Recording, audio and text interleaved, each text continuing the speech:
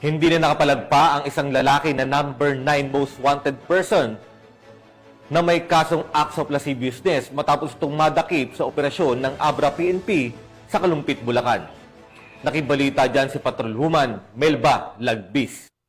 Walang kawala ang number 9 most wanted person sa lalawigan ng Abra matapos maaresto ng mga operatiba sa kasong act of lasciviousness sa Kalumpit, Bulacan nito lamang ikawalo ng Hulyo taong kasalukuyan.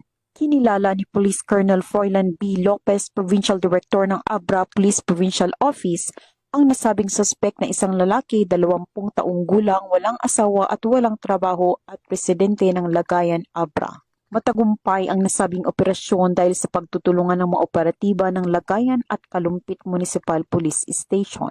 Ang akusado ay naaresto sa bisa ng warrant of arrest na inihain sa RTC 1 Bangged, Abra sa kasong act of lasciviousness na may inirekomendang piyansa na 200,000 piso.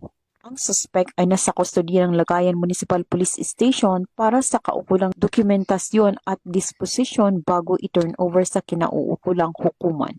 Ang matagumpay na pag-aresto ng pambansang pulisya sa mga may sala sa batas ay patunay na mas pinapaigting ang sinumpaang tungkulin kontra kriminalidad upang mapanatili ang kaayusan at kapayapaan ng komunidad tungo sa isang bagong Pilipinas. Mula dito sa rehiyon ng Cordillera, ako ang inyong PNN correspondent, Patrolwoman Melba Lagbis, alagad ng batas, tagataguyod ng Balitang Pulis.